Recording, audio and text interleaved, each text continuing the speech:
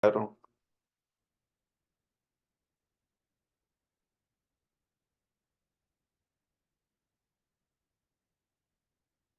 Sí, pues sí.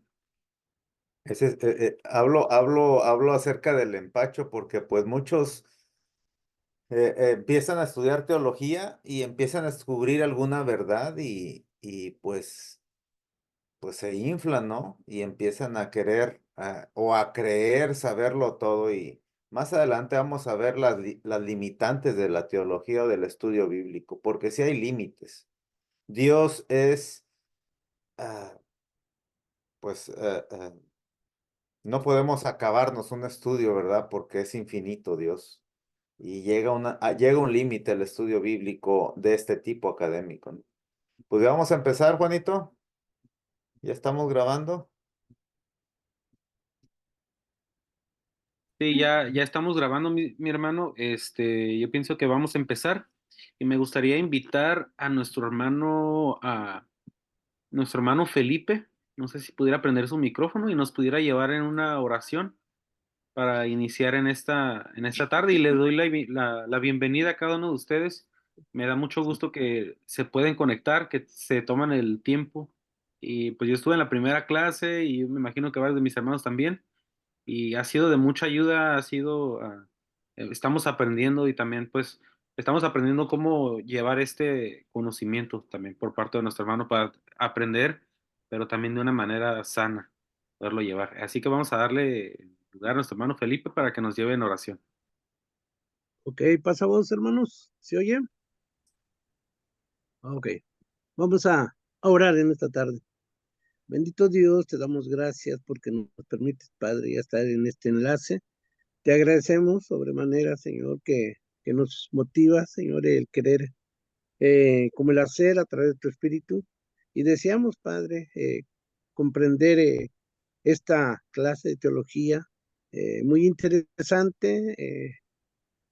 La vez pasada la miré ya pregrabada, pero me dio mucho gusto poder estar, poder ver el principio, como inició, y ahora pues estoy deseando la continuación. Así que pedimos bendición para nuestro hermano maestro y también para todos los que vamos a fungir como alumnos, que nos permitas, Padre, retener. Es muy importante, muy bueno para cada uno de nosotros. Así que lo agradecemos y te pedimos este favor en el nombre del Señor Jesucristo. Amén.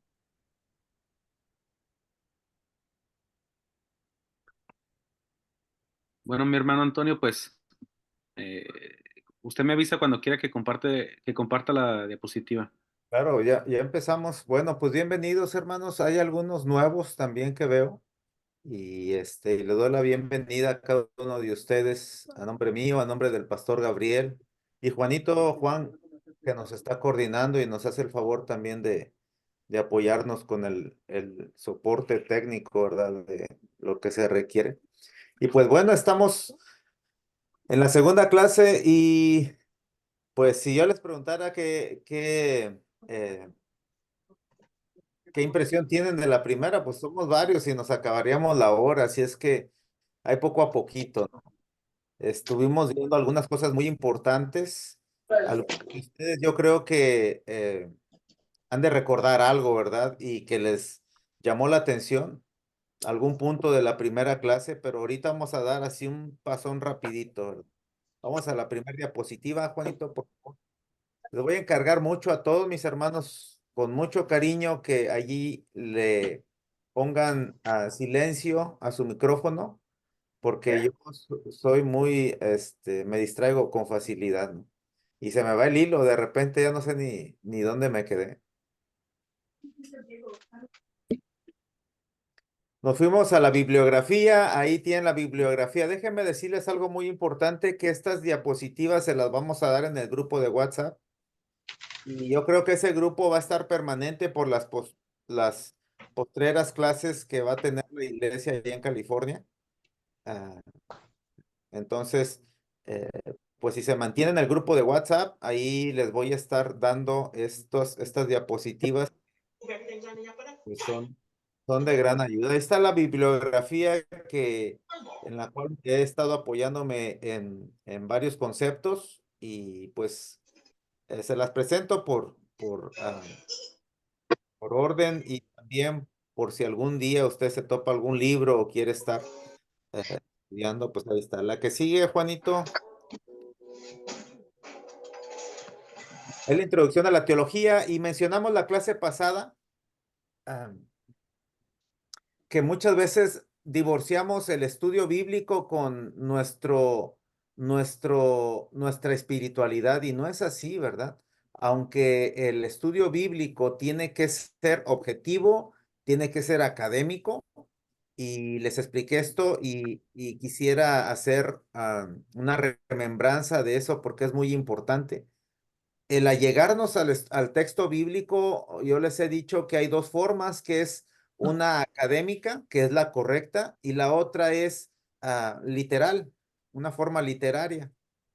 Ah, ah, Lees un texto bíblico y rápido lo quieres implementar a la vida de hoy. Ignoramos lo que es la costumbre, la cultura, el tiempo. Ignoramos bastantes cosas, ¿verdad? El por qué se escribió ese texto, en qué forma. Y a veces hasta las palabras de ese texto pueden estar mal traducidas, ¿verdad? Y hay muchos ejemplos bíblicos de la Biblia como volumen. Al ser traducida, tenemos que irnos siempre a la raíz, a donde comenzó, ¿verdad? Desde la quinta, desde la Biblia hebrea, pues bueno, tenemos que estar allegándonos a esos principios para poder esclarecer bien las palabras. Y a ese estudio se le llama un estudio académico, ¿no? Mencioné eso y parece, ¿alguien tiene un micrófono prendido? Póngale atención a eso, por favor. Entonces, creo que es Juan. No, ¿O no, sí? ¿es Juan?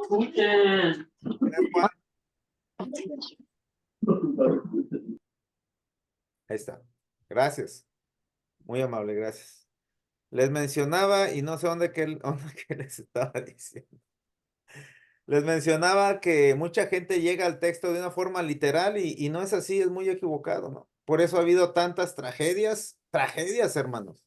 Dentro de las iglesias ha habido tragedias. Ha habido un texto que lo toman de la forma así como viene y lo aplican y pues de verdad que se hace un gran problema tanto en individual como colectivamente en la iglesia y a veces hasta estamos viviendo algo que realmente no debe de ser.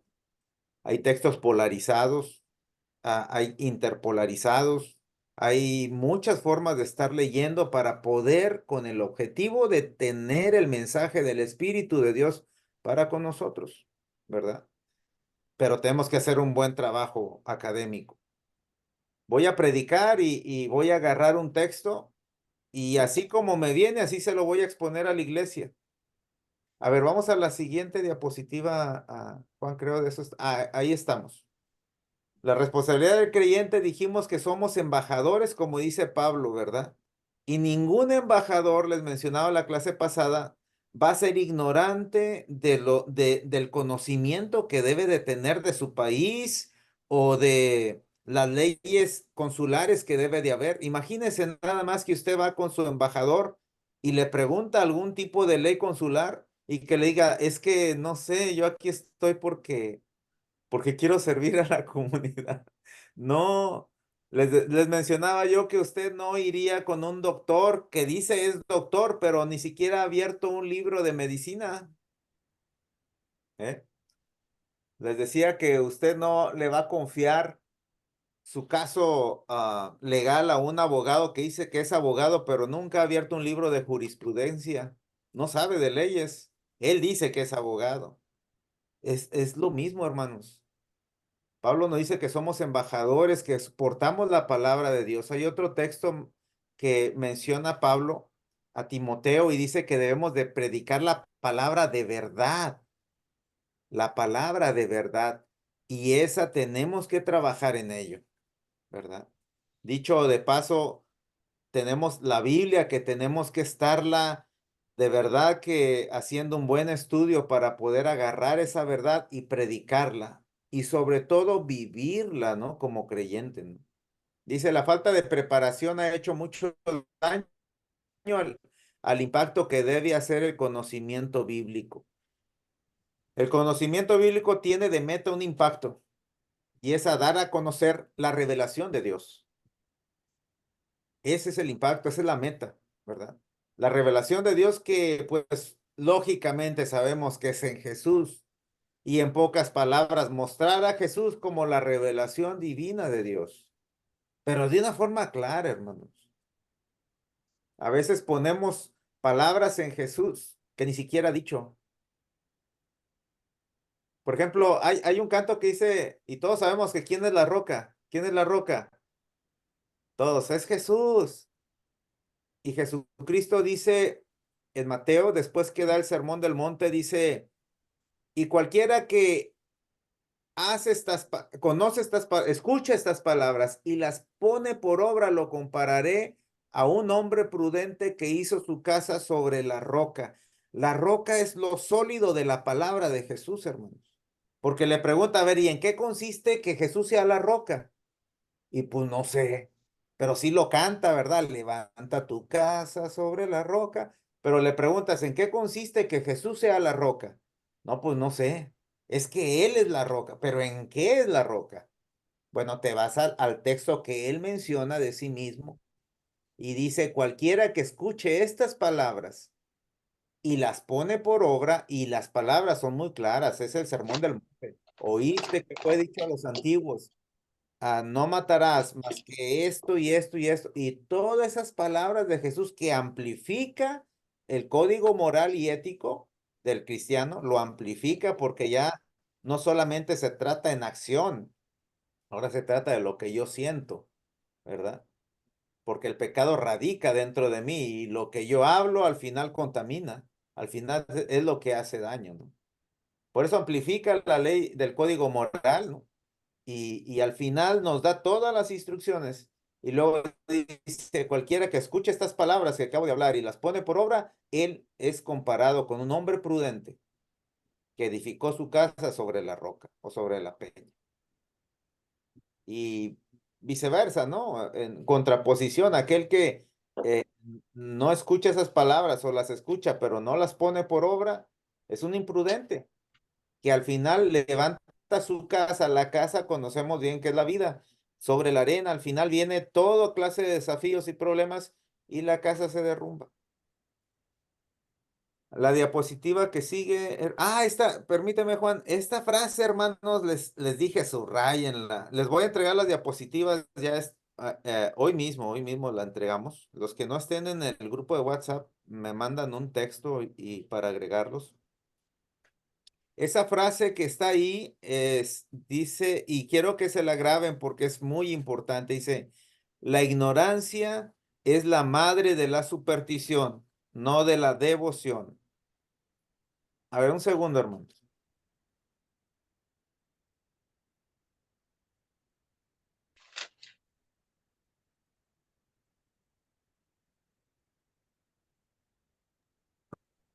Listo. Andaban buscando las llaves del carro y yo las traí. Esa frase es muy importante. La ignorancia es la madre de toda la superstición, no de la fe ni de la devoción. Seremos instrumentos de Dios a medida que sepamos manejar la espada del Espíritu, que es la palabra. Usted va a ser un buen instrumento de Dios a medida que aprenda a dar la palabra de verdad, hermanos. Sí, sí me explico, ¿verdad? Yo creo que eso está bien claro. Si usted le vienen con cuentos, ¿verdad? Muy supersticiosos, eso es ignorancia, hermanos. Y hay muchos creyentes y muchos cultos en muchas iglesias llenos de ignorancia. Y al final hacen fetichismo. El fetichismo es darle valor a algo, ¿verdad?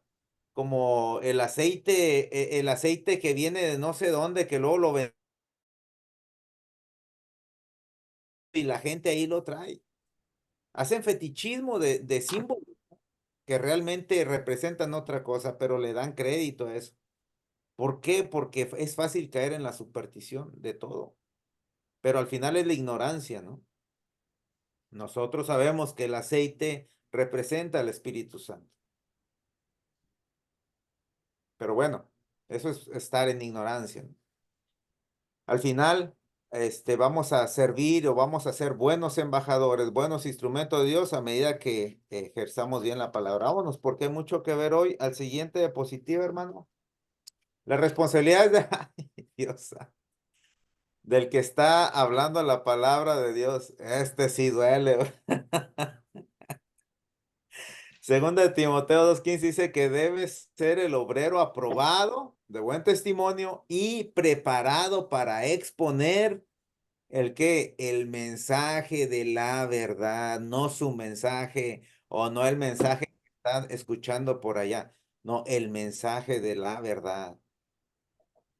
Debe estar preparado. ¿Cómo se prepara el predicador, hermanos? Bueno, primeramente le pedimos la guianza al Señor, ¿verdad? Que nos dé de su espíritu, que nos guíe a la verdad y a la justicia y póngase a estudiar, abra un libro, revise lo que está leyendo, si realmente está diciendo la Biblia eso. Mire, un ejemplo, Pablo dice que nosotros somos templo del Espíritu Santo, que mora el Espíritu Santo en nosotros. Y no es así, hermanos, porque muchos piensan que somos nosotros, pero Pablo se refiere a la iglesia, a la congregación. ¿Y cuántas veces nosotros pensamos que nosotros somos? No, Pablo en el contexto que está hablando el texto está diciendo del cuerpo de Cristo, de la iglesia, mas vosotros sois el templo del Espíritu Santo. Y lo podemos reconocer por los textos anteriores y los posteriores. ¿Qué está hablando Pablo? Lógicamente que podemos utilizar otro texto donde Pablo ahora sí habla que cada individuo posa el Espíritu Santo dentro de nosotros, pues es otra cosa, ¿verdad? Pero tenemos que diferenciar bien y extraer la verdad del texto bíblico. Y solamente así podemos decir, ahora sí es cierto, porque todo lo que está el apóstol Pablo hablando de la iglesia como templo del Espíritu Santo, qué bonito, porque al final está hablando de una responsabilidad de fe del creyente que debemos de tener como comunidad de fe. En nosotros posa el Espíritu Santo. Y después vuelvo a decir, porque luego le dicen, no, el hermano acaba. No, vuelvo a decir que después, posteriormente, en otro texto, Pablo afirma que nosotros individualmente sí somos templo del Espíritu Santo, pero es en otro texto, en otro momento, en otro tiempo, en otro contexto, pero no en ese, ¿verdad? La confusión en el predicador anula los esfuerzos de declarar sus enseñanzas. El predicador debe procurar hacer bases sólidas en la fe del creyente, produciendo una convicción inteligente y no solamente emocional. Y hermanos, honestamente, dentro de las iglesias de nuestras comunidades hay gente muy emocional, hermanos, muy emocional, ¿verdad? Todo lo afirma y hasta su propia fe lo afirma en base a emociones y no a convicciones. Una convicción es que estés convencido de algo, no que sientas, no, que te convenzas de algo. ¿Y cómo llegas al convencimiento? Porque estás estudiándolo, porque encuentras la verdad y te convences. Una convicción inteligente. John Newman dijo que el mal predicador, es lo que decía Juanito ahorita al principio, es aquel que tiene que decir algo. Ese es el mal predicador.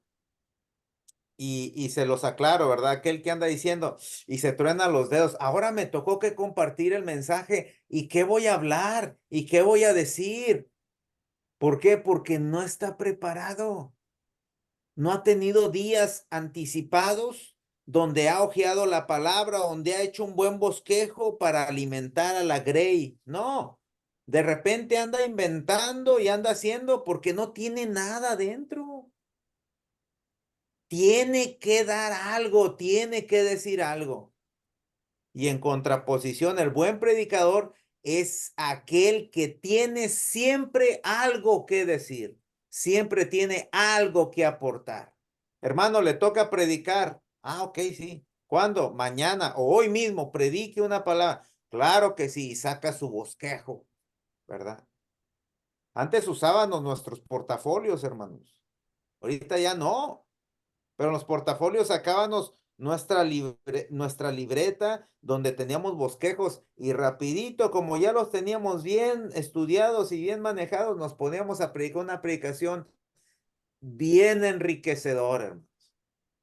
El punto es alimentar la grey con la palabra de verdad y que el predicador sepa manejar la palabra de verdad, y eso es lo que incrementa la fe en base a la convicción en la iglesia, no por emociones, ni por hacer sentir a la iglesia sobornada por Dios. Yo puse un post en mi Facebook, ¿no? Y les pongo que realmente el punto de Dios es que seamos lo mejor posible por convicción, hermanos, porque estamos convencidos de que Él me lo pide y por amor hacerlo, no por sentirnos con miedo o que sentirnos sobornados por Dios. Eso está mal, hermano. Es que tengo que ser bueno, tengo que obedecer. No llegue al punto donde tiene que hacerlo de toda su voluntad. Siguiente, Juanito.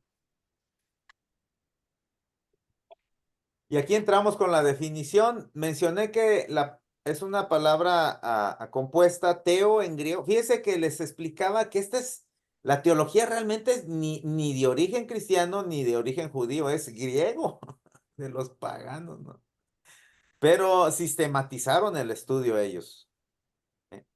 La palabra teo en griego significa Dios. Logía quiere decir logos, palabra, estudio, tratado, ciencia.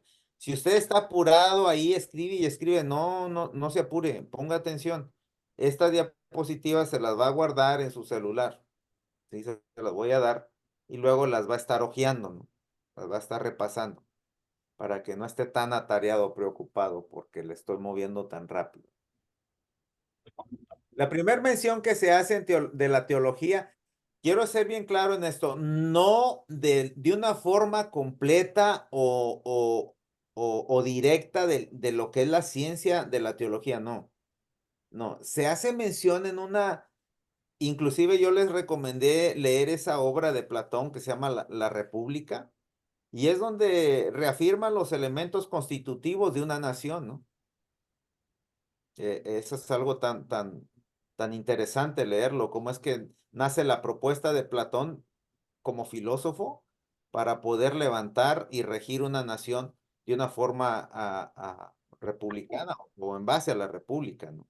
Pero en medio de esa obra de Platón nombra algo muy importante y es un estudio acerca de la divinidad. Y es ahí donde a través de aquellos años se puede encontrar que alguien empieza a hablar de un estudio sistemático o científico para poder estudiar la divinidad. Decimos que es el estudio de Dios, porque al final puede decir la teología es la ciencia de Dios, o el estudio de Dios, o el tratado de Dios, o las palabras que estudian a Dios. Pero puede ser de dos formas. Y eso a mí me encanta la segunda. Pero la primera dice, es la ciencia que investiga en estudio a Dios. El antropomorfismo, las formas que tiene Dios, o al menos que se le ha dado humanamente a Dios. Esa es una ramificación de la teología, el antropomorfismo. ¿Cómo es que a Dios, en medio de los escritos poéticos, se les da alas a Dios? Se les da pues distintas formas. Inclina tu oído hacia mí, eh, eh, míranos con ojos de misericordia. Y eso es darle un crédito morfológico a Dios, de formas. Pero ese es otro estudio, ¿no? Es una ramificación. Y a eso me refiero cuando es una ciencia que empieza a ver a Dios y a investigar cómo es que nosotros nos hemos hecho a visión propia la imagen de Dios. Pero por eso decimos que es la ciencia de Dios, la ciencia que estudia a Dios. El antropopatismo es estudiar los sentimientos de Dios. Cuando está enojado, cuando está triste, cuando está feliz. Y esa es otra ramificación de la ciencia que investiga a Dios. La segunda decimos que es una ciencia de Dios, pero porque Él se nos ha revelado y esa es la más bonita y más maravillosa. La biología, las plantas no nos las dieron, hermanos. La biología nosotros la formamos. Como humanos estudiamos y empezamos a sistematizar lo que es el estudio biológico de los seres vivos. La antropología, pues bueno, nosotros como humanos, en base a nuestro comportamiento y en base a toda la historia, hemos dado pauta para que se nos investigue como seres humanos desde la historia, ¿no? Y todo lo que termina en logía, todas las ciencias que terminan en logía, ¿qué más? Biología, fisiología, el estudio que estudia sobre nuestra fisionomía corpórea, eh, pues muchas ciencias, ¿no? En este caso, la ciencia de la teología es algo tan bonito a mí me impacta mucho eso porque Dios se nos ha prestado, se nos ha revelado y ha dicho, yo no tengo nada que ocultarles, ni mis pensamientos, ni nada de lo que soy. Lógicamente, como es un Dios infinito, tenemos, como les decía al principio, unos límites para llegar, ¿no? No conocemos el todo de Dios, hermano. Pero hay un texto que dice que el Espíritu de Dios nos da a nuestro espíritu un testimonio bonito de que somos hijos de Dios. ¿Cómo conocemos los pensamientos de Dios? A través de su Espíritu. ¿Cómo encontramos o podemos entender los planes de Dios, lo que Él piensa, los sentimientos de Dios? A través del Espíritu. El Espíritu de Él, dice, y está en el texto, ¿no? ¿Quién conoce los pensamientos de Dios más que el Espíritu que mora en Él? Y su Espíritu le da testimonio a mi Espíritu. Y ahí viene una revelación de Dios y a través de la historia. Y esa palabra revelación, yo necesito que le pongamos bastante atención porque es la médula espinal de la ciencia de Dios, de la teología, la revelación. Por ella depende todo el estudio bíblico. Todo lo que podamos nosotros estudiar, la revelación de Dios, ¿sí? Unas partes estudian a Dios, ¿verdad? Ya lo mencioné, pero en sí la teología va a ir a buscar con el objetivo, más adelante vamos a ver el objetivo de la ciencia de Dios, ¿no? Lo que es encontrar y sistematizar la revelación de Dios. La teología es una ciencia como cualquier otra, y esto es importante también, porque no crea, sino que va descubriendo. La biología no crea las plantas, hermanos. La biología descubre el funcionamiento de las plantas o de los animales, ¿sí?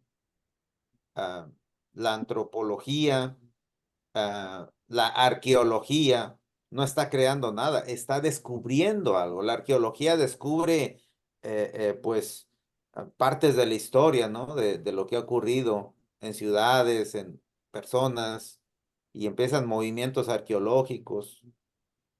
Y pues bueno, ese es algo que debemos de saber, que no crean, la ciencia no crea, sino va descubriendo. Adelante, Juanito. Hermano, estoy dándole un repaso porque hay varios que están nuevos y yo invité a algunos también y veo que algunos están nuevos visitándonos, estando con nosotros y para que no se queden ahí con, fin y al cabo, para ustedes son las que, las 7:30, nosotros tenemos las 9:30. Ay, Señor. El objetivo de la teología es entender sistemáticamente la revelación de Dios usando nuestro razonamiento. La revelación de Dios, hermano, se conecta a nuestro entendimiento. ¿sí? Lógicamente que no es de una forma ah, completa porque incluye también nuestro sentimiento, pero ah, base a nuestra comprensión, a ¿Qué vas a venir a comer? Voy a Los Ángeles. Ah, hermana Justina tiene ajá. el micrófono abierto.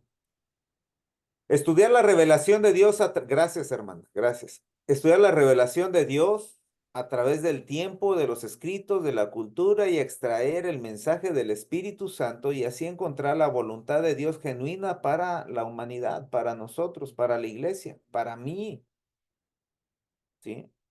Encontrar la voluntad de Dios. A Dios no lo podemos encajonar, hermanos, y decir, no, es que Dios no puede hacer esto. No recuerdo quién me preguntó algo acerca, este fin de semana, acerca de si alguien, creo que fue del bautismo, no sé. Y siempre somos bien dados a decir, bueno, es que Dios no puede salvar, ¿ok? ¿Quién eres tú? A Dios nunca lo podemos encajonar, hermanos. Y Dios se puede revelar a través de muchas formas porque Él es soberano. Pero en lo que nos da a entender podemos sistematizar su revelación y entender y extraer el mensaje del Espíritu Santo. ¿Cómo fue escrita la Biblia? Por hombres inspirados por el Espíritu de Dios, por el Espíritu Santo. Pero estos hombres no dejan de ser hombres. Y en un estudio acerca de la inspiración de la Biblia, de la inerrancia y todo lo que pueda haber, que no vamos a ver aquí, pero hay muchas formas de inspiración que muchos piensan, ¿verdad? Pero realmente las personas nunca dejaron de ser personas y tenemos que encontrar el mensaje del Espíritu a través de esa persona que está escribiendo. Lo que Dios nos quiere dar a entender a través de la revelación, ¿verdad? ¿Cuál es el propósito al final de Dios, hermanos, desde el principio hasta el final? ¿Qué no es la salvación de nosotros? ¿Qué no es la corrección de nuestras equivocaciones? Mire, nada más para que nos demos cuenta de algo, a lo mejor no avanzo mucho. No, bueno, mi trabajo es avanzar, pero quisiera mencionar esto porque es algo muy bonito. Después que Adán y Eva cometieron el error, ellos muy dignos ellos, entre comillas, ¿no? Después de cometer su barbaridad, ¿verdad? Decía un pastor que cuando los vea allá en el reino, ¿no? Les voy a cuestionar, mira, por ti sufrimos todo. Pero bueno, después que cometieron su error, ellos se vieron que estaban desnudos y para cubrir sus errores, hicieron delantales de hoja de higuera.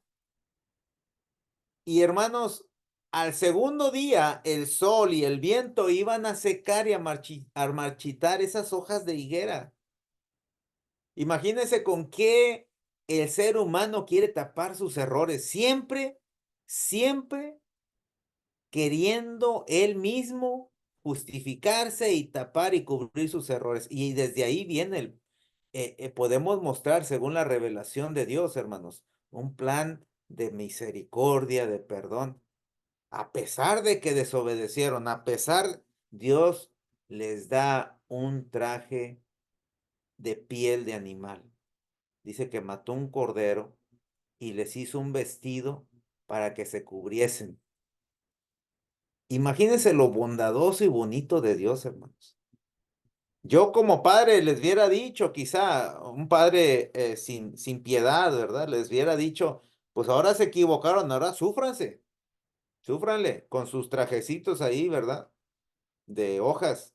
No, pero como padre amoroso, no, quítate eso, te voy a poner algo que realmente sea permanente. Y eso tipifica el sacrificio de Cristo también. Pero desde ese punto vamos a ver más adelante cómo es que hay una revelación del plan salvífico de Dios. Y en base a eso nos vamos a dar cuenta que todo lo que ponen los escritores decimos por ahí, de su cosecha, queda fuera. Queda fuera, hermanos. Como la clase pasada yo les decía, si usted leyera Levíticos, pero como le viera de leerlo, hermanos, se espanta. El último capítulo de Levíticos, cuando empieza, hermanos, los sacerdotes diciendo, y Dios dice, tienes que traer el impuesto del templo. Y si no tienes, tienes que vender aquel. Y el pueblo iba cayendo en pobreza, hermanos. Mire, qué curioso, yo les digo a la congregación que pastoreo, qué curioso es que el templo lo querían tener tan hermoso a cuestas de la pobreza y el sufrimiento y del hambre de las personas. Ahora entendamos, ¿ese era Dios? ¿O se cumpliría lo que dirían los profetas como Jeremías, ¿no? Y ese texto remarca mucho el error de tantos en pensar que Dios así lo mandó y el sufrimiento del pueblo. No, Jeremías dice, y la pluma mentirosa de los escribas y de los sacerdotes dijeron cosas que yo nunca dije y lo corroboramos con los... Por eso les digo, hermanos, póngale atención al mensaje profético de Isaías, de todos los profetas, porque él traen palabra de Dios y así Dios dijo. Y como al parecer como que traen una pugna, ¿eh? Tanto con el rey contra el sacerdocio. ¿Por qué? Porque eran tremendos, hermanos. Y al final vemos la relación que tiene Jesús con el templo. Que Jesús dijo, no, hombre, esto no va a quedar piedra sobre piedra. Ustedes han hecho de esto una cueva de ratones, de ladrones y de lobos y de todo. No sirve esto. No sé ya dónde estoy. ¿Dónde estoy? Siguiente, hermano Juan, por favor. Bueno, ya mencioné eso anteriormente, cómo es que se encuentra una referencia de lo que es un sistema teológico a la divinidad en la obra de la República de Platón. Fíjese que la teología crece, hermanos, crece a la par que la filosofía, ¿eh?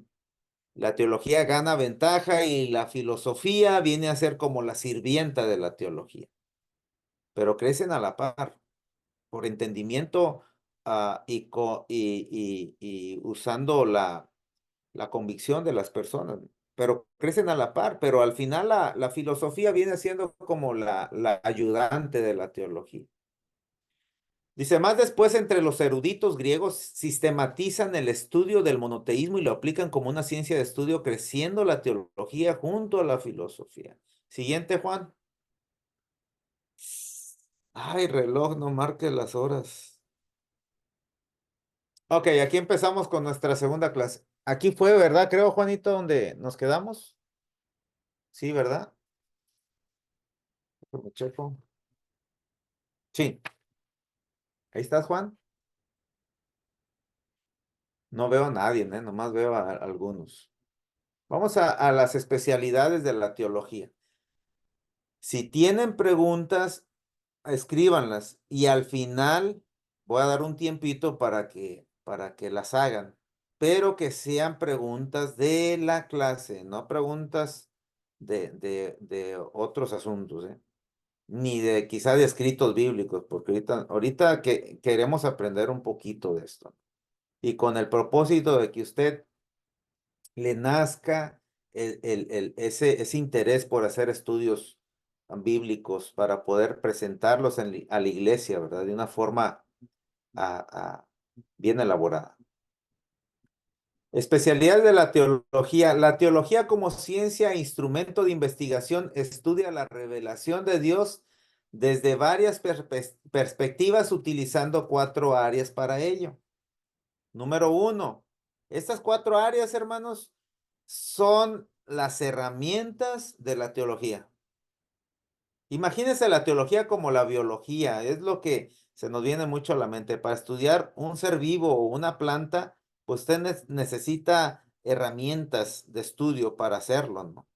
Por ejemplo, un estudio que estudie la semilla, otro estudio que estudie acerca de la fotosíntesis, otro estudio que estudie sobre el alimento, el abono. Y esto es lo mismo. Estas 4 herramientas, la primera de ellas se le llama teología bíblica. La segunda es la teología sistemática. La tercera es teología dogmática o histórica. Y la cuarta es teología práctica o teología pastoral. ¿Sí? Uno le llaman teología práctica, otro le llaman teología pastoral, pero en sí es lo mismo. Igual a la dogmática, otros les llaman teología histórica, pero llámenle de las dos formas, no hay problema. Estas 4 áreas se necesitan una de otra, se interrelacionan entre sí para poder producir resultados. ¿Qué dice ahí? Pues no sé qué dice emoticons. De la extensa revelación, para producir resultados correctos de la extensa revelación de Dios. Estas diapositivas me ayudó mi hijo y a veces algunas las hicimos. Bueno, yo lo traía a la carrera porque salimos tarde de trabajar y ahí se le fue el dedo.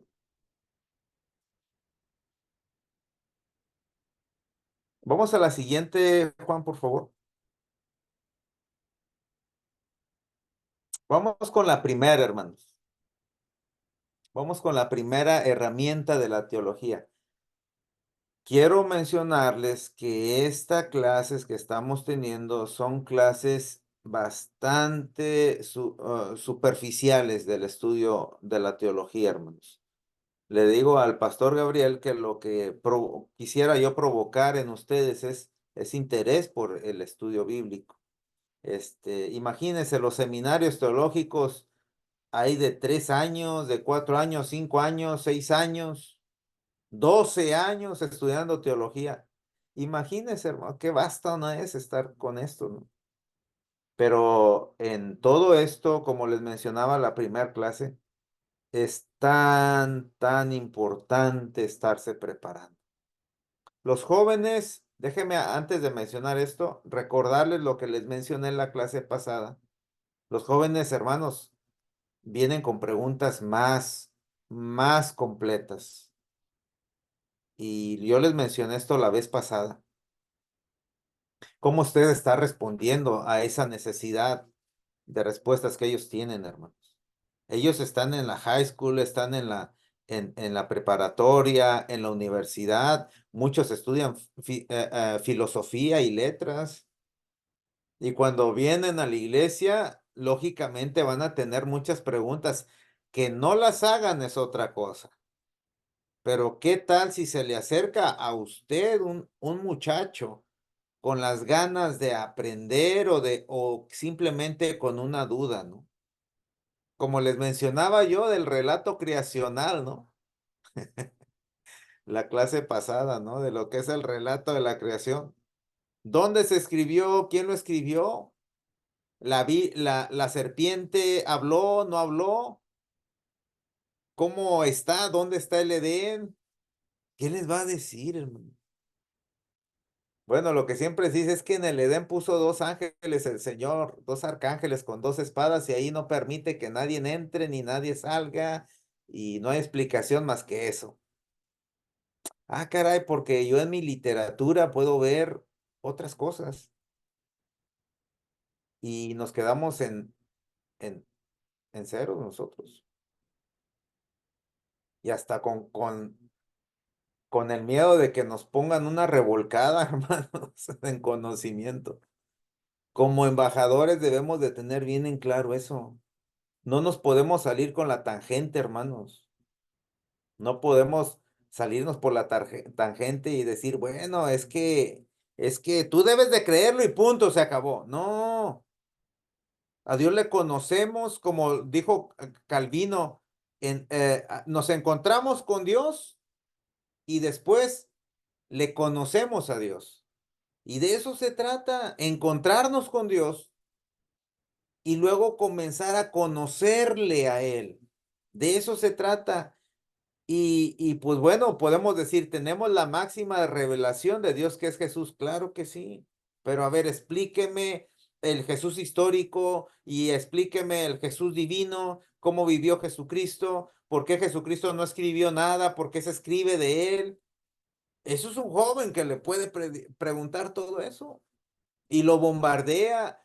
A mí me ha pasado, hermanos. A mí me ha pasado. Una vez, te voy a platicar esto. Acá está muy bueno esto. Iba yo a una vigilia, yo toco el piano y me invitaron a tocar y fui. Y salí de la iglesia que pastoreo, pues salí cansado, con hambre y tenía que ir a atender ese asunto, ¿no? Y luego después de eso tenía yo que predicar en esa vigilia. Y llegué a un Subway y estaba un muchacho solito sentado, ¿verdad? El que estaba despachando, hasta como aburrido estaba. Y llegué yo con mi portafolio y mi corbata y se paró, ¿qué va a querer? Y ya le empecé a decir. Me dice, oiga, ¿usted va a la iglesia? Sí, sí, claro que sí. Un muchacho, hermanos, como de high school. Ah, qué bueno. Me dice, ¿sabes por qué? Porque yo no creo en Dios.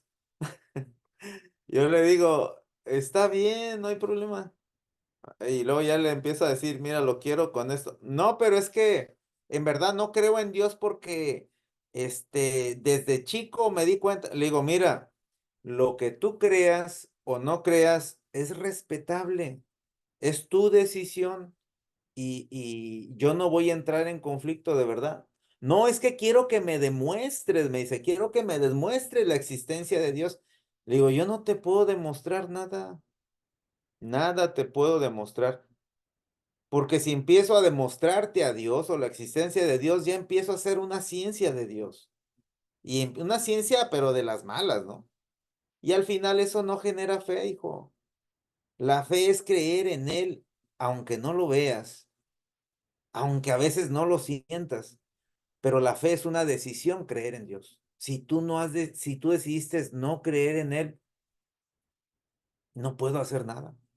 Pero si tú te acercas a Él y te encuentras con Él y empiezas con tus cuestionamientos, pero para fin de conocerle a Él, pues ahí nos sentamos y con todo gusto, ¿verdad? Pero pues al fin no se puede hacer mucho. Y créanme, hermanos, que con eso que le dije, pues sí lo moví en algo, hermanos. ¿Sí? Porque realmente también comienzan con querernos a poner a prueba o levantar alguna contienda de términos, pues, académicos, ¿no? Pero al final la fe es fe. Usted decide creer en Dios y punto, se acabó. Yo decidí creer en Jesús, en el Señor. Decidí creer en Dios y nadie me saca de eso. Yo lo decidí, vea o no vea, vea o no vea. Muchos necesitan ver milagros para creer. No, eso es al principio, ahorita ya no necesito eso. Si me sana, es ok. Si me muero y no hizo nada, es ok, está bien. Yo sigo creyendo en Dios como los jóvenes hebreos en el horno de fuego, ¿no? Porque se trata de decisión. Para que usted entendamos, lo menciono por esto, hermanos, porque al final, atrás de todo un estudio bíblico hay una decisión de creer en Dios. Es una decisión. Esto lo hacemos, vuelvo a repetir, de una forma académica. Lo entendemos y queremos hacer bien un estudio bíblico. Moví algo al muchacho como para que pueda tener la opción, porque Dios nos da la opción de creer en Él y de no creer en Él.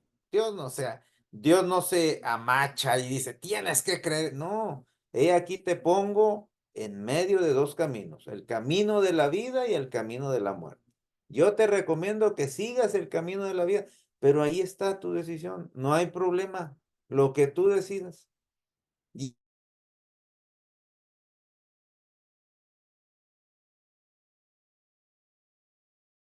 gracias a Dios la libertad y la capacidad de decisión. Teología bíblica, la definición de la teología bíblica, que es una de las herramientas de la teología, es un estudio inductivo e histórico de las varias y progresivas etapas de la revelación salvadora de Dios. Y esto lo voy a poner con un ejemplo.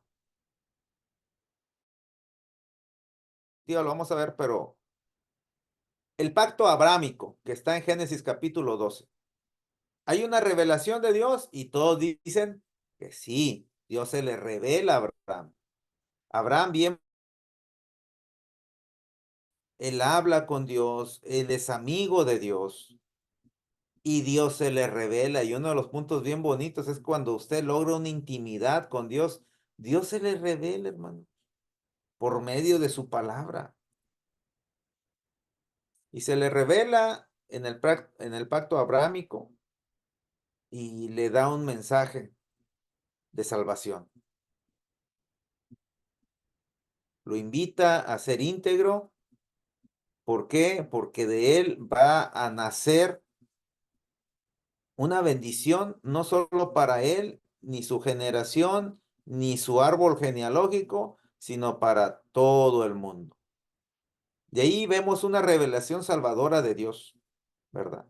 Y no solamente ahí, hermanos. La hemos visto en el pacto noético, la hemos visto en las revelaciones con los demás personajes bíblicos y que también tiene sus puntos para poder estudiar de esa revelación, ¿verdad? La teología bíblica dice, estudia la revelación de Dios en su contexto histórico, no estudia la revelación.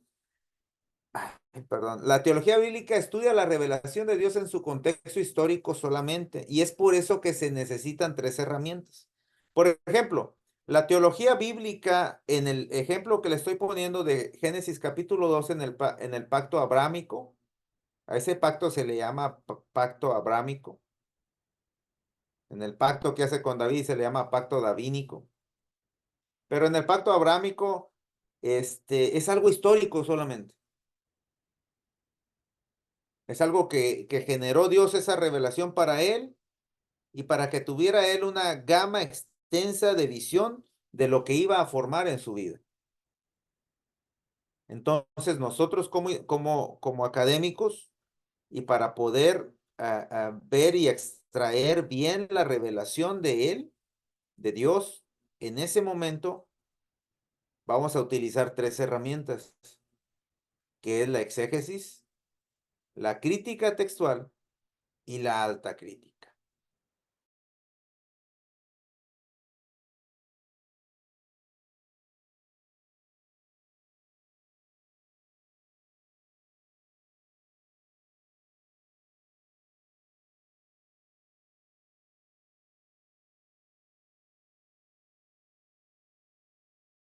Podemos entender que Dios está hablando desde un principio de la salvación que hay en Jesús. En Jesús son benditas todas las naciones de la tierra. Es sencillo, provoca un estudio bíblico, de la teología bíblica. Pero son tres herramientas. Y vamos a la primera, que es la exégesis. Déjenme ver mis apuntes, a ver si no tengo más que agregar.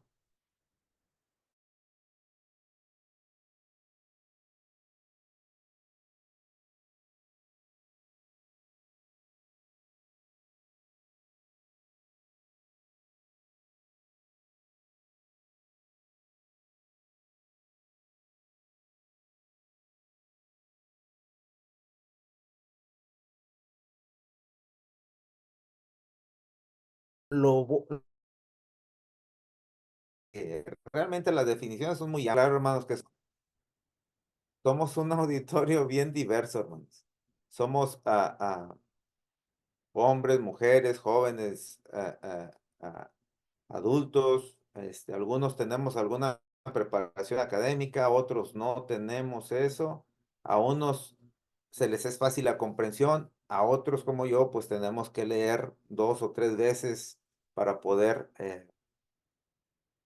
tener una comprensión de lo que estamos aprendiendo.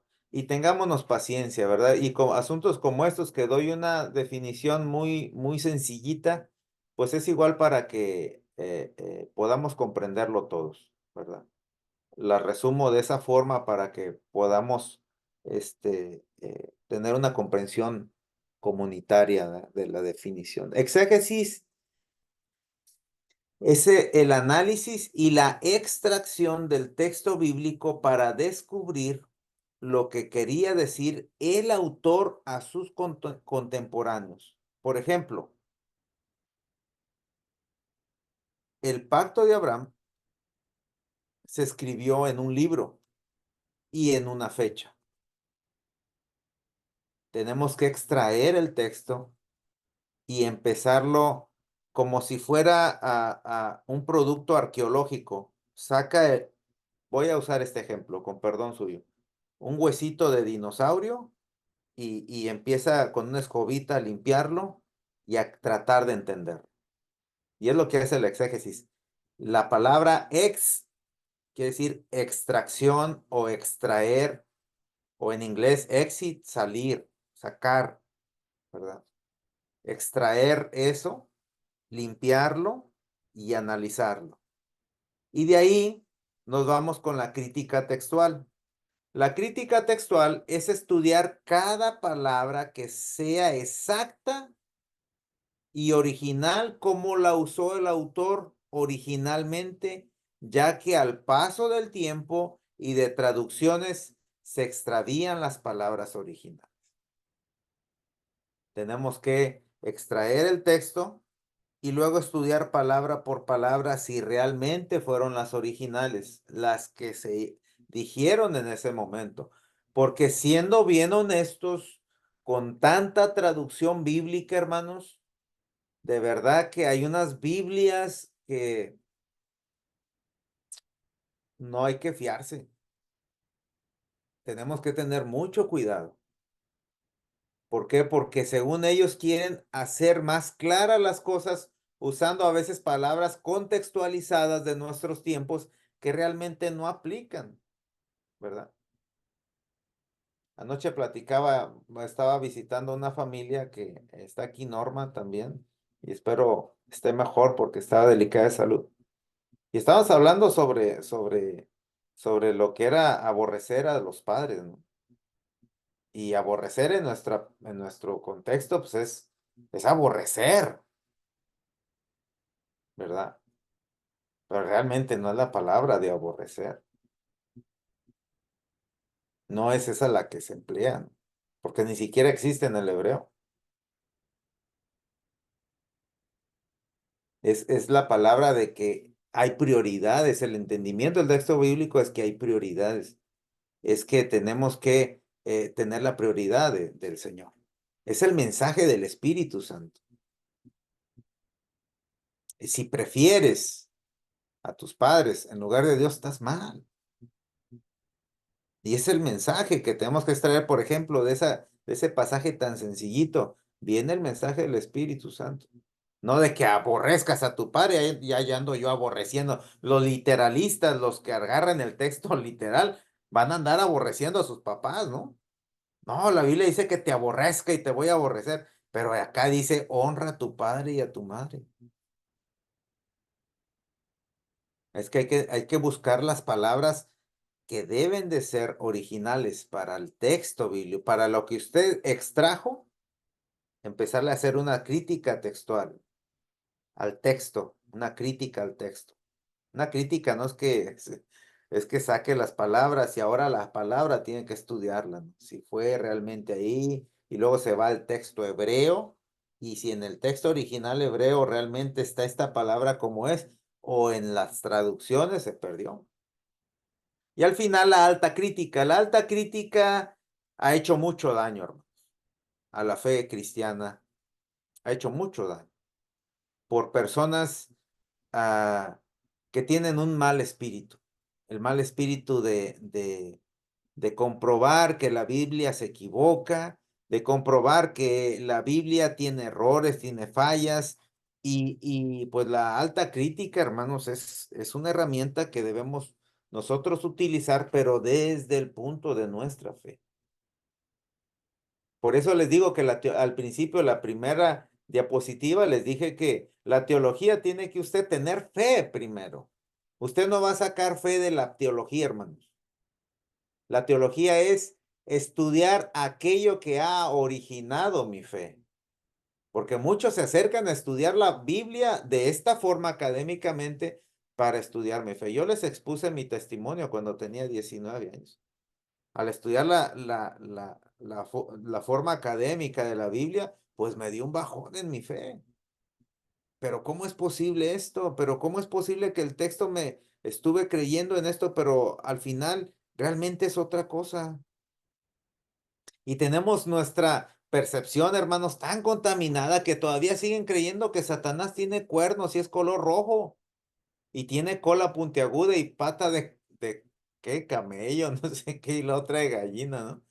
Y somos tan contaminados que todavía pensamos eso, que Satanás está horrible, cuando realmente es una inspiración de Dante Alighieri con la Divina Comedia, ¿no? Cuando lo escribe y lo dibuja así. Pero somos tan contaminados en las percepciones bíblicas que tenemos que ir al texto bíblico, ¿no? La alta crítica investiga los orígenes del texto antiguo, el mundo en el que se vivía en ese momento alrededor del texto y reconstruye la situación histórica del autor y los destinatarios. Y es ahí, por ejemplo, cuando si ese texto del pacto abrámico está en Génesis, pues vamos a estudiar, vamos a ver qué es Génesis, quién escribió Génesis, en qué año se escribe Génesis, con qué intención se escribe Génesis. Y nos descubrimos que académicamente Génesis se escribe en el tiempo del exilio. Y como lo explicaba la vez pasada, y ya no voy a entrar en detalles porque no es el punto, luego salen más preguntas, ¿no? Pero Génesis se escribe en tiempo del exilio. Hay una inspiración ahí, pero nunca va a dejar, como le expliqué la vez pasada, darnos el mensaje del Espíritu de Dios a nuestras vidas. El Génesis nos muestra nuestro origen del corazón de Dios. Como les expliqué hace 8 días, que la creación fue hecha por la palabra de Dios, pero nosotros fuimos creados, Dios agarró el barro y luego sopló y fuimos hechos en alma viviente. Somos distintos a toda la creación. Ese es el mensaje del Espíritu Santo, que Dios nos ha hecho de una forma muy especial y que somos parte de Dios. ¿Que dónde se escribió? Pues al final sale sobrando, ¿no? A mí en cuestión académica, pues ya estudié eso, ya sé en qué momento, ya sé quién escribió, ya sé las intenciones, pero al final rescato al Espíritu Santo y me enamoro de Dios. Encuentro el punto, encuentro cómo es que el hombre quiere siempre por su soberbia, siempre por querer ser más que los demás, pasa a ser como Dios y al final, ¡pum!, cayó. Le dijo Satanás, la serpiente, ¿no?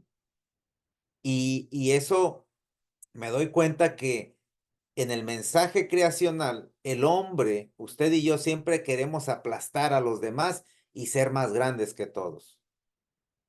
Y en el mensaje creacional, la contrapostura a eso es que Jesús, siendo en forma de Dios, quiso ser como hombre. Y no solo como hombre, sino siervo de los hombres. Nos gana. En contrapostura nos gana. En la contraposición nos gana. Y feo. El hombre quiere ser como Dios. Y Dios manda a su hijo para ser como hombre. Y ese es el mensaje del Espíritu. ¿Que dónde se escribió? Bueno, esto es académico, vamos a entenderlo. Otros dicen, no, ya ves, mira, la Biblia esto, la Biblia esto. Pues es que no entiendes que la Biblia es un género literario, tiene un género, muchos géneros literarios. Siguiente, hermano, por favor. Los grandes temas de la teología. El mensaje central de la Biblia es el pacto de Dios con los hombres y en este concepto del pacto encontramos el hilo conductor de toda la historia de la salvación. Lo vamos a ver en el Antiguo Testamento como el dador del pacto. Ahora con una percepción neotestamentaria, el dador de la salvación. Antes, las bases del pacto. Ahora es el camino de la salvación. Antes el pueblo del pacto, ahora los herederos de la salvación. Pero todo, si usted se da cuenta, todo el movimiento se conjuga en uno solo. El pacto es salvífico. La percepción que tenemos neotestamentaria es salvífica. ¿Quién es el dador? Pues Dios. ¿Cuáles las bases del pacto? Tu comportamiento, tu base ética y moral. Dios hace un pacto con el hombre y le dice, si guardares mis preceptos, si haces esto y no rompes mi pacto, yo voy a estar contigo. Ahora, neotestamentario, pues el camino de la salvación es un camino ético y moral, hermanos. Usted no puede, no puede, creo que hoy predicaba en la línea de oración que tengo a mediodía, creo que era hoy, no, o ayer, pero no ayer, no, porque era domingo. Y les hablaba acerca de eso, ¿no? Que hay personas que quieren divorciar a Jesús de la entrega ética y moral de nosotros. Ah, no, es que Jesús nos ha hecho libres. Y les pregunto a ustedes, hermanos, ¿de qué te ha hecho libre? Y no saben. Soy libre en Cristo, libre para saltar, libre para... Está bien, eso es una manifestación de alegría quizá. Pero no te hizo libre para saltar. Te hizo libre del pecado y de las consecuencias del pecado. Y que te dé gusto y que saltes de alegría, eso es otra cosa, ¿verdad? Otros no saltamos, pero nos da bastante gusto también. No podemos, en el camino de la salvación, ser unos patanes, hermanos. Ser de todo tipo, inmorales, ser impíos. No podemos. Hay unas bases de la salvación también. Y no porque para ser salvos, no, porque ya somos salvos por medio de la fe en Jesús. Ahora váyase derechito. Pero ese es otro tema. El pueblo del pacto, pues en aquel entonces era el pueblo de Israel que nos extrajo Dios del pueblo, no nos extrajo, nos injertó, nos injertó en el pueblo y pues somos herederos de la salvación también, aunque los judíos no nos quieran. Somos herederos de la salvación del pacto también. Pero esos son los grandes temas de la teología. Voy a avanzar, hermanos, porque ya voy sobre el tiempo y hoy quería acabarme las diapositivas que faltaban. Y sí son bastantitas todavía. Uf. Teología sistemática, definición. La teología sistemática, y esta es muy importante, porque es la que ahorita al final, quizá, si llegamos al final, vamos a ver por qué es muy emblemática esta teología. Teología sistemática, definición. La teología sistemática ve a la revelación como un todo que puede ser sintetizado en temas y enseñanzas concretas. Lógicamente, hermanos, que estas definiciones yo las sinteticé. Son definiciones bastante amplias y bastante profundas, pero para poder tener nuestro estudio nosotros, como les digo, el auditorio es diverso, pues tengo que sintetizarla y usar palabras más entendibles, ¿verdad? La teología sistemática ve a la revelación de Dios como un entero, como una planta completa, una planta de, ¿qué? Un rosal, ¿verdad? Un ejemplo. Y dice, y empieza a sistematizar por temas el estudio de ese rosal, de esa rosa tan bonita. Empieza a ver qué color es, cómo se alimenta, esto, lo otro y lo otro. Lo sintetiza. Y sobre todo, ¿qué nos enseña? ¿Verdad? Que nos enseña con temas concretos. La teología sistemática ayuda a formular estudios específicos en sus categorías individuales y produce una explicación ordenada, racional y coherente de las doctrinas de la fe. Una vez más, La teología sistemática ayuda a formular estudios específicos en sus categorías individuales y producen una explicación ordenada, racional y coherente de las doctrinas de la fe. Adelante con la diapositiva. Aquí viene un ejemplo. Los grandes temas de la teología sistemática. Número 1 es la soteriología. La soteriología es todo lo que usted pueda sacar del plan divino de Dios acerca de la salvación. Es un estudio de la salvación. ¿Dónde se origina? ¿Cómo se produce? ¿Cuáles son las bases? Y todos sabemos que es un plan desde el principio y se consuma en Cristo y todavía siguen a través de la iglesia. El otro tema de la teología sistemática es escatología y es todo lo referente al estudio de los últimos tiempos. Todo lo que usted pueda, toda la información que usted pueda recabar desde las palabras de Jesucristo, desde todo lo que se menciona a través de los padres de la iglesia acerca de los últimos tiempos, hasta el mismo Apocalipsis, pues tiene que ver con un estudio escatológico. La cristología es un estudio referente a todo lo que implica lo que es Cristo, como Mesías, como promesa, como plan de Dios y las expectativas que hay referente a la iglesia para ser como Cristo. Si se da cuenta, la teología sistemática está agrupando bien los temas teológicos. Pásate a la anterior, Juan, por favor.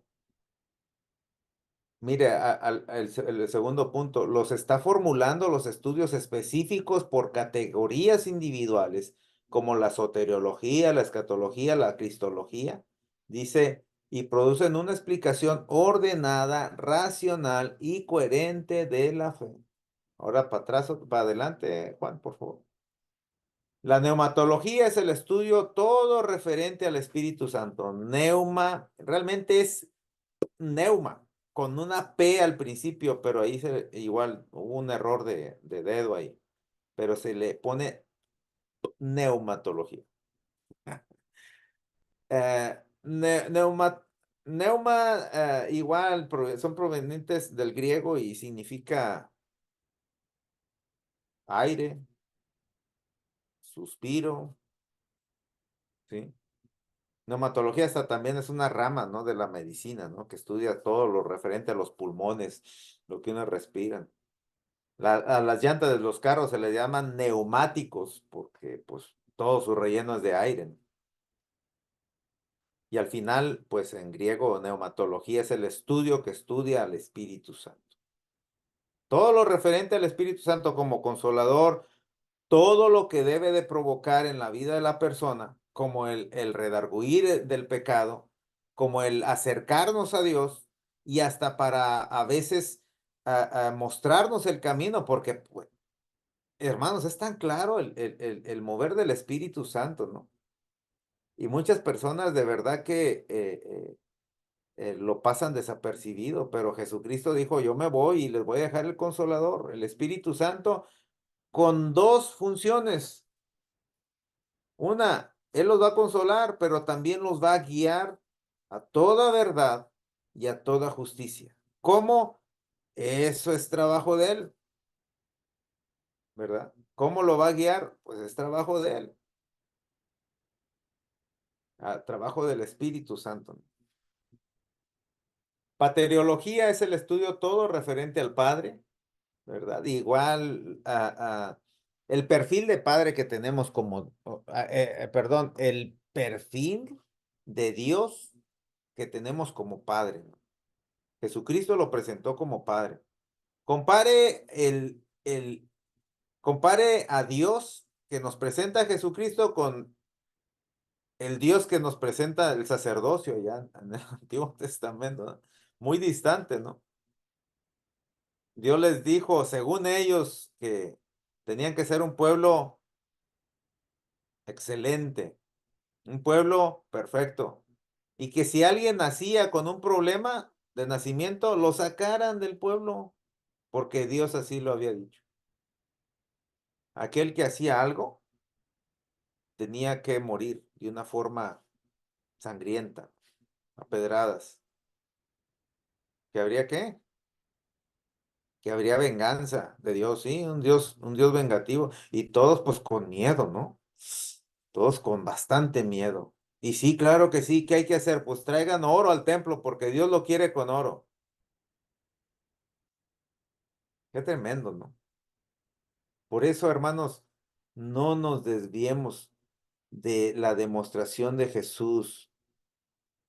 Si nosotros tenemos otras fuentes para presentar a Dios que no sea Jesús, estamos acabados. Jesucristo es la imagen del Dios invisible.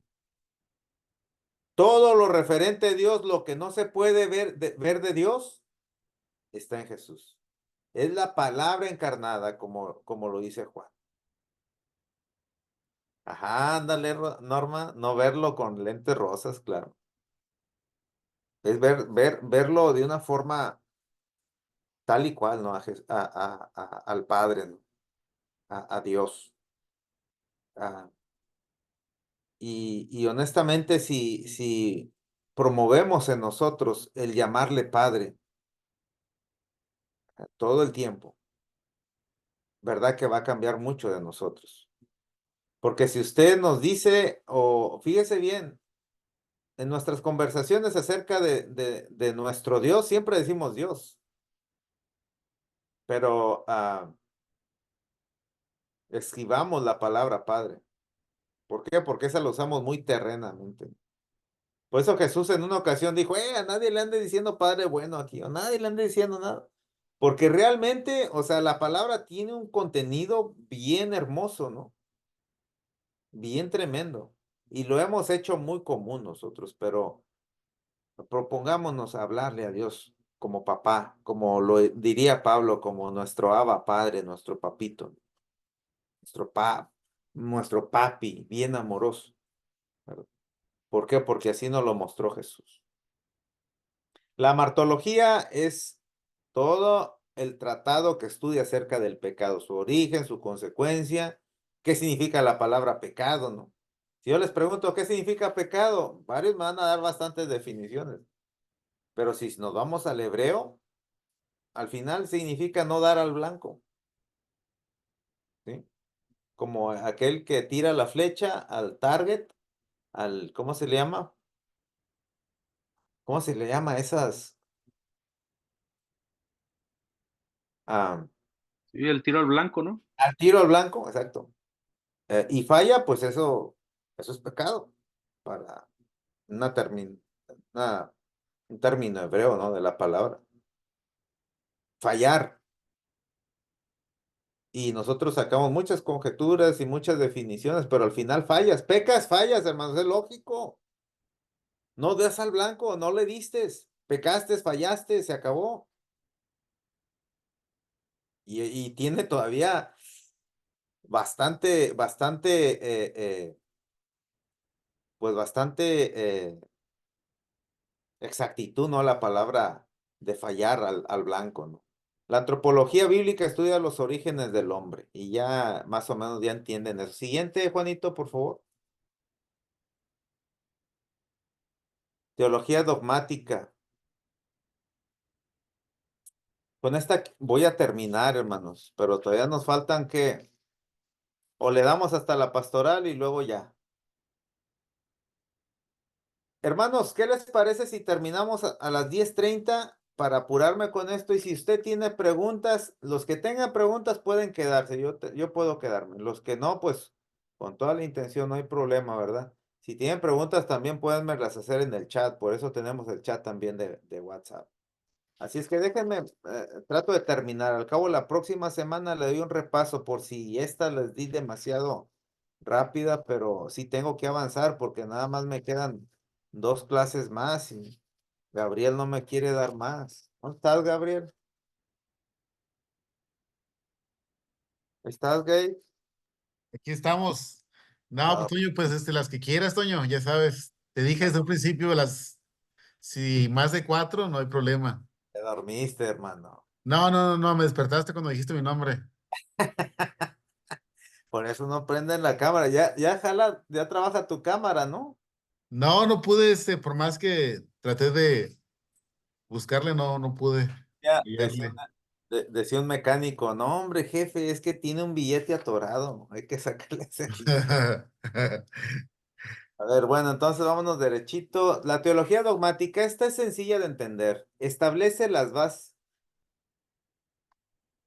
Ok, bueno. Gracias, Cristi. La definición establece las bases para desarrollar un sistema de creencias que dan origen a créditos o puntos de fe que forman a una creencia religiosa. Dicho de otra forma, investiga y ejerce perspectivas y discernimientos aprendidos del pasado para darnos enseñanza hoy tanto de las apostasías como de los triunfos. Déjeme, se lo digo con palabras así más de nosotros.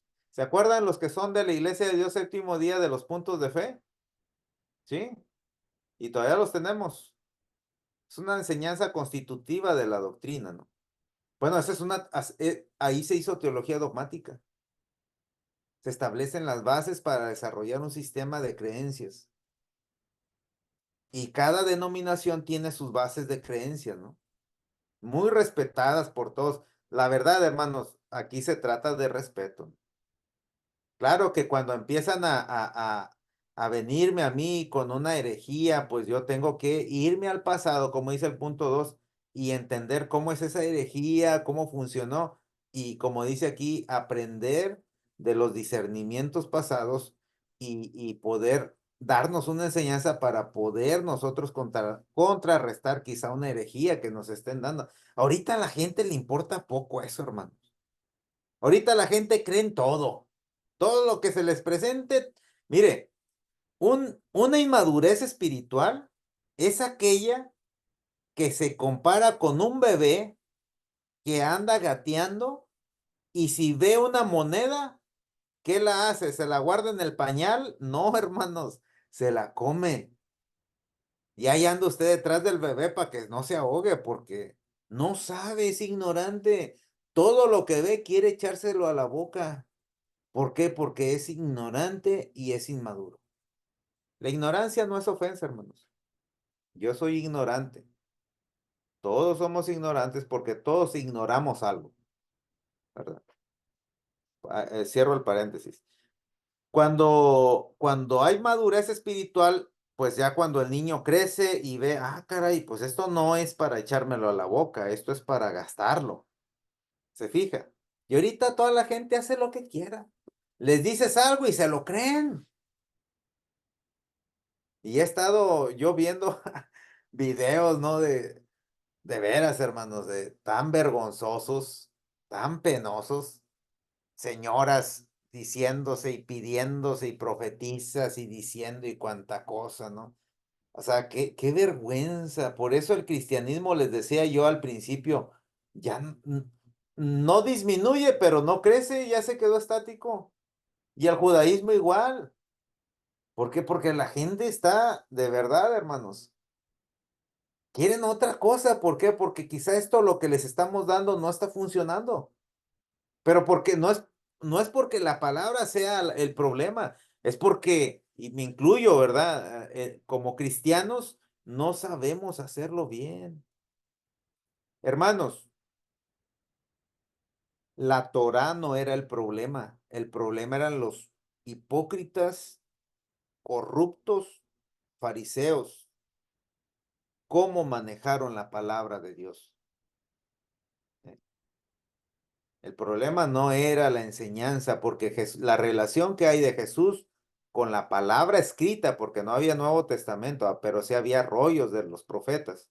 La relación de la palabra de Jesús con ellos siempre fue porque escrito está. Y hoy en la mediodía, en el estudio bíblico que tuvimos, leímos el texto donde Jesús aclara y dice, ni una jota ni una tilde van a perecer de la palabra hasta que todo sea cumplido. Porque la relación de que hay de Jesús con la palabra con la verdadera palabra de Dios, hermano, no con la que aquellos corruptos hicieron y tuvieron al pueblo en tanta vejación, hermanos. ¿Cómo que? Ay, después hablamos de eso porque luego estamos predicando ya. Vamos a continuar. ¿En qué estamos? La dogmática. La próxima clase doy más referencia a esto. La siguiente, la teología, la otra rama. Ay, no, está bien. Los grandes temas de la teología dogmática. Siglo II, apologética del Evangelio, ahí hubo pleito y todo eso. Apologética quiere decir defensa. Se levantaron los padres de la iglesia de aquel entonces y empezaron a defender el Evangelio contra herejías, contra, usted sabe todo lo que se originaba en el siglo II, en el siglo III. Hubo disputas teológicas acerca de la naturaleza de Dios. Sí, no voy a entrar mucho en detalle porque no lo ocupamos ahorita. Siglo V, controversias antropológicas. Siglo VII, controversias cristológicas. Y así los demás siglos, ¿verdad? Hasta nuestras fechas. Ahorita hay controversias, hermanos. Claro que sí. Y bastantes. Yo estudié en la Comunidad Teológica de México y les platiqué, o no sé si yo tuve una maestra feminista, hermanos. Una maestra feminista, ¿no? Era brasileña. Y espero no vean la grabación, voy a decir, ¿qué estás hablando de mí? Pero no, bien pasada, hermano, de veras. Agarraba el estudio del Cantares y lo hacía feminista y aparte lo hacía homosexual. Porque pues ella tiene sus ideas, ¿no? Y como es una comunidad teológica abierta, pues uno recibe todo eso, ¿verdad? Y como dice Pablo, pues escudriñalo todo y retén lo bueno. Pero ahorita hay tantas herejías, hermano. Y usted necesita prepararse. Si yo le presentara los estudios que nos presentó acerca de Ruth, la moabita, y ella como feminista, y se los presentara, hermanos, a cualquiera, no, hombre, olvídese, se pone a llorar como yo, ¿no? De ver tanta cosa tan fea, ¿no? Y lo peor que ahorita todos andan hablando, la mayoría, ¿no? De los inconversos, sin entender el punto de Dios. Hermanos, acá entre nos, esto es una clase académica, no estamos haciendo un culto, ¿eh? ¿Ok? Por si usted me escucha hablar así, pues estamos en un colegio, en una universidad, estamos estudiando de una forma académica. Ok, siguiente, Juanito. Ay, ya se me fue el tiempo. Teología práctica. Y esta es la última. Teología práctica, definición, es la práctica de la voluntad de Dios en nuestras vidas cotidianas. Una rama de la teología práctica es la teología pastoral, la curación de las almas. Esto es muy importante entender. La teología práctica o la teología pastoral, al final es practicar todo lo que hemos aprendido de verdad en la revelación de Dios, ponerlo en práctica. ¿Sí?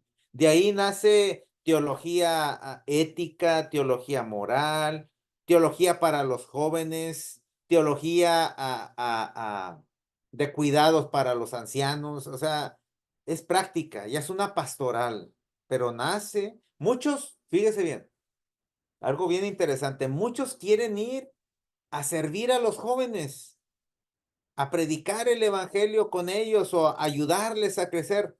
Y eso es hacer teología práctica, ¿no? Explicarles de Dios.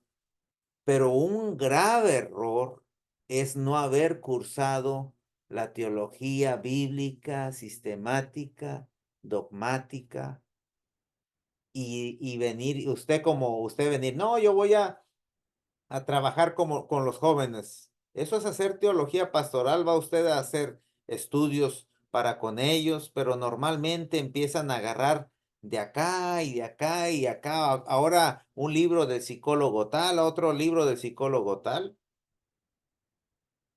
Y empieza a meter ideas que a veces hasta no son bíblicas, ¿no? Dicho sea de paso y haciendo un paréntesis, hay un escritor, un doctor que yo recomiendo, se llama James Dobson, es muy famoso aquí en Estados Unidos. Si usted quiere trabajar con los jóvenes, con los adolescentes, hay un libro que se llama Criando Varones y salió otro acerca también de las mujeres. Muy bueno. Pero lógicamente él tiene un muy buen récord, ¿no? En estudio teológico de todas estas ramas que hemos estado ahorita hablando, ¿no? Pero al final la teología práctica es donde se emboca todo en una acción. Siguiente y última, Juanito. Esta gráfica la pude diseñar para poder comprender lo que tanto hablé ahorita. Gráfica del quehacer teológico. La teología bíblica emplea unos materiales, es la exégesis, crítica textual y alta crítica. Y lo que aporta, o sea, lo que se produce ahí va a ser la teología sistemática. Lo que produce al final la teología bíblica con estas herramientas va a dar a luz un tema, por ejemplo, la soteriología. Va a dar la teología sistemática. Y a su vez la teología sistemática va a emplear a la teología bíblica y va a producir la teología dogmática, la ética y la apologética. Apologética, recuerden que significa defensa de la fe.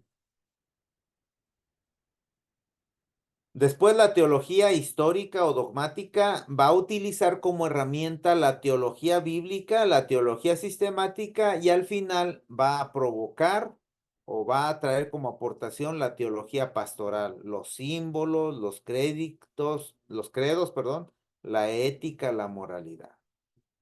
Y después la teología práctica va a utilizar la teología bíblica, teología sistemática y teología dogmática y al final va a ejercer una teología ética, una teología pastoral, casi igual como la dogmática. Pero si se da cuenta, la teología práctica tiene que usar todos los demás y no puede usted hacer una teología práctica o pastoral con sus jóvenes, con los ancianos de su iglesia, si no ha hecho buenos estudios bíblicos, si no se prepara. Y creo que ahí le dejamos, Juanito. Ah, no, hay una que me gusta, es rapidito. La que sigue. Ese es el ejemplo de todo esto. Así lo expuso un maestro que se apellida Kevan. Dice, la teología bíblica aporta los materiales para construcción. La teología dogmática los pule, los limpia y los hace cuadraditos.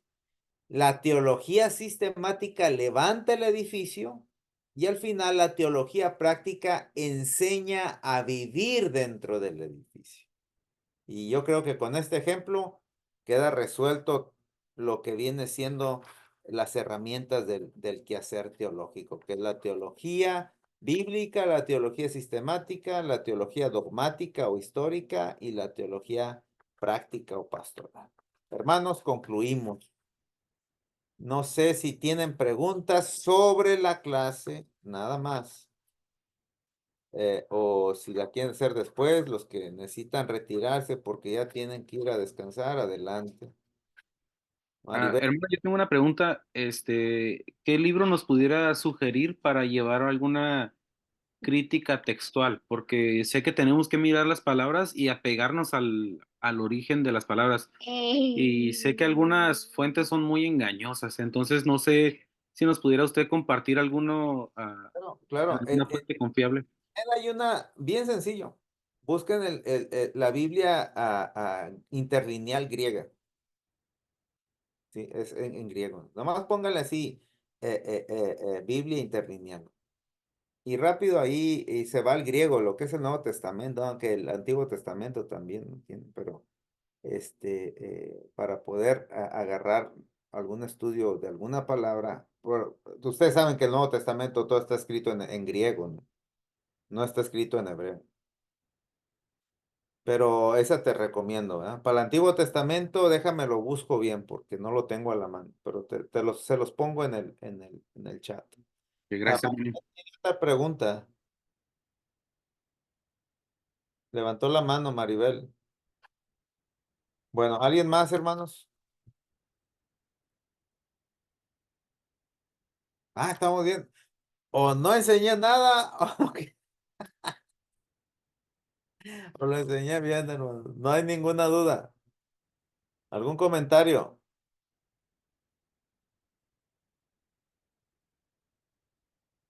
¿Todo bien? ¿Algo? Hermanos, si alguien quisiera hacer alguna pregunta, puede prender su micrófono, con toda confianza. Nuestro hermano Antonio está dispuesto a responder en lo que se puede. Bueno, de la clase. Así es que si algo no quedó claro, díganme ahorita o callen para siempre. No se crean, ahí está el chat, hermanos. También pueden hacer o manden un mensaje privado, ¿no? Ahí está, en el chat está mi número también. Tomen de mi número de WhatsApp y ahí estoy también. Pero por lo pronto, por lo que veo, ya es todo. Y pues bueno, no sé qué más, hermano Juan. Ya tienen que retirarse también. Y pues miro que no tienen preguntas y me imagino, está asimilando, dice Maribel. Esperemos para para la siguiente clase puedan traer sus preguntas.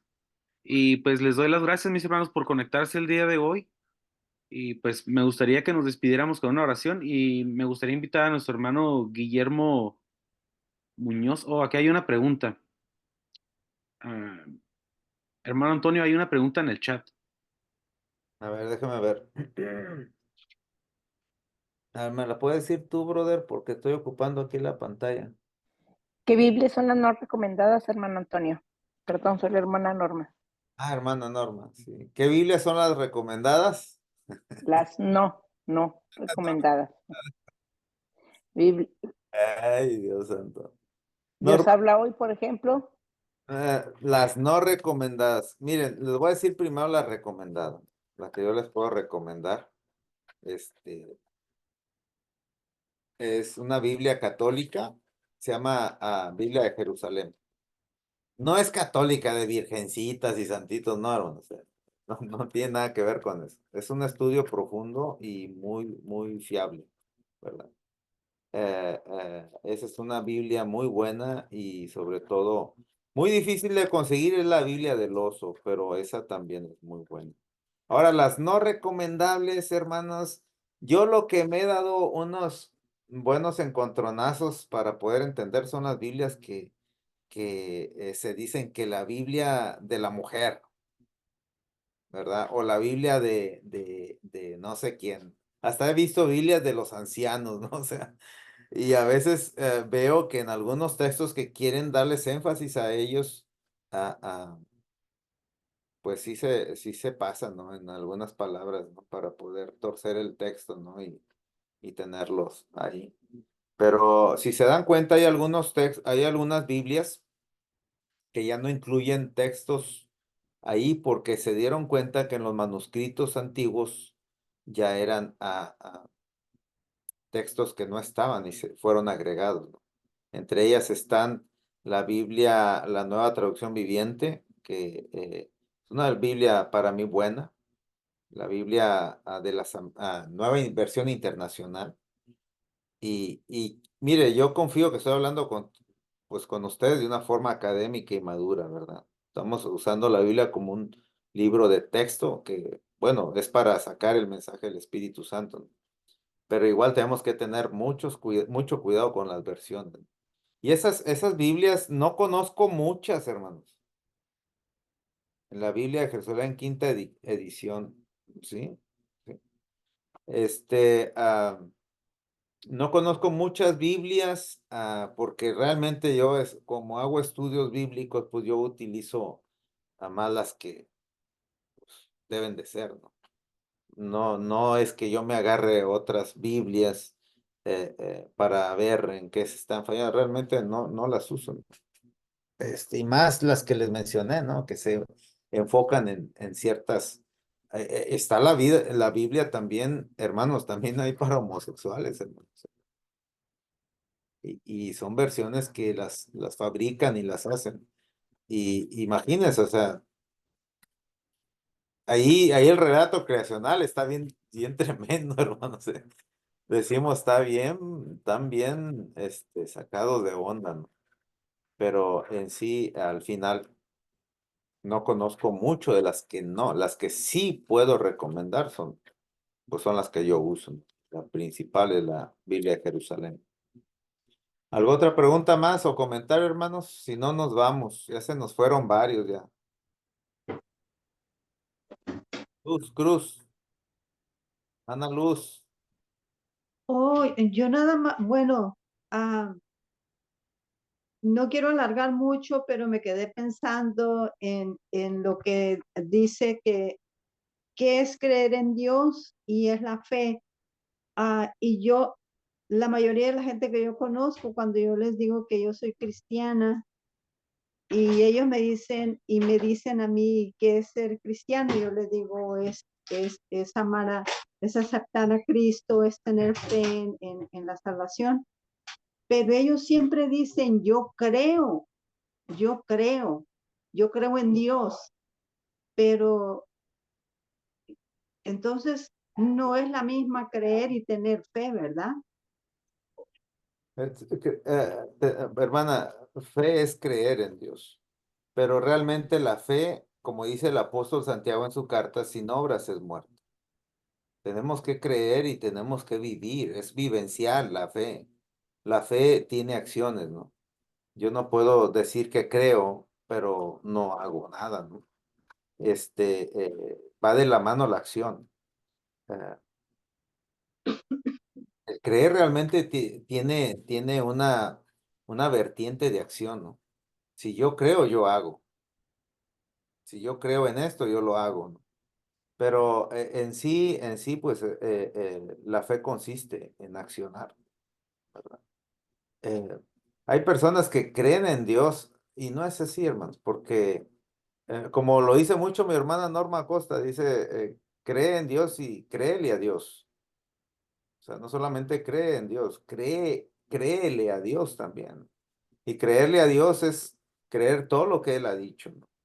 Inclusive hasta las bases del pacto, ¿no? Del pacto que hay salvífico para nosotros. Es creerle, de modo, Dios lo dice así y se acabó. No hay que sacarle la vuelta, pero es creer y accionar.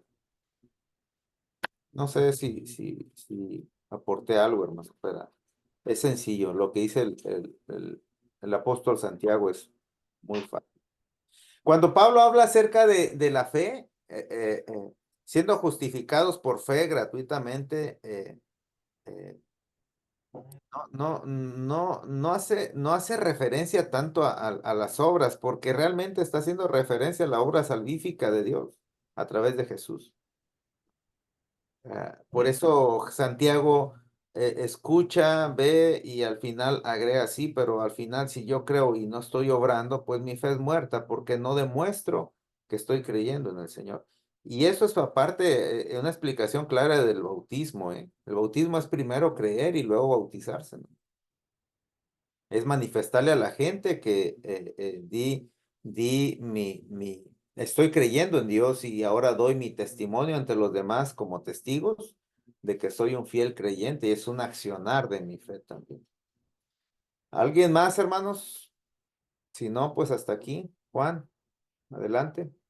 Sí, mi hermano, pues nomás, nuevamente para darte las gracias, mi hermano Antonio, por tu tiempo, por tu esfuerzo. Sabemos que se le tiene que invertir para dar una clase buena así como esta y pues nomás te agradezco por el nombre de la congregación donde asisto y pues le doy el lugar a nuestro hermano Guillermo Muñoz si nos pudiera ayudar con una oración para despedirnos y pues gracias hermanos por su tiempo.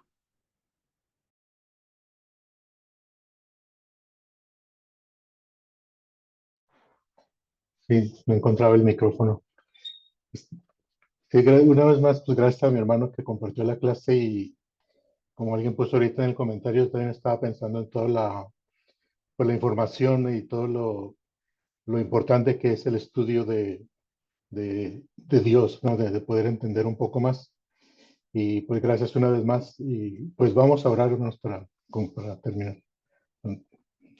Bendito Padre, Señor, te doy gracias por estos momentos que nos das, Señor, para estudiar tu palabra, Señor, para poder prepararnos y poder entender un poco más, Señor, la voluntad de ti para nosotros, Señor, para nuestra vida.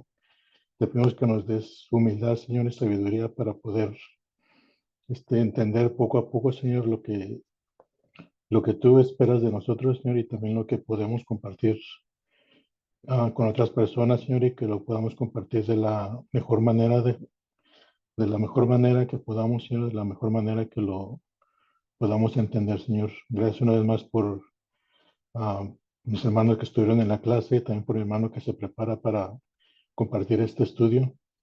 Te pido también, Señor, que esta semana que empezamos nos cuides, Señor, nos bendiga, nos ayudes.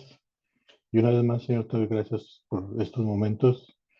Te pido que nos despidas también y que esta noche podamos descansar. Gracias, Señor, por todo. En el nombre de Cristo Jesús. Amén. Bueno, pues pasa voz a todos. Un saludo, un abrazo. Gracias, Toñito. Oye, Toño, me gustaría que te saludara mi suegro. A ver, ¿dónde está tu Suegro, suegro? hermano Felipe Orduño. Hermano Memo, también me da gusto verte aquí en la clase. No puedo Ya prender la cámara. desperté. ¿Oh, sí?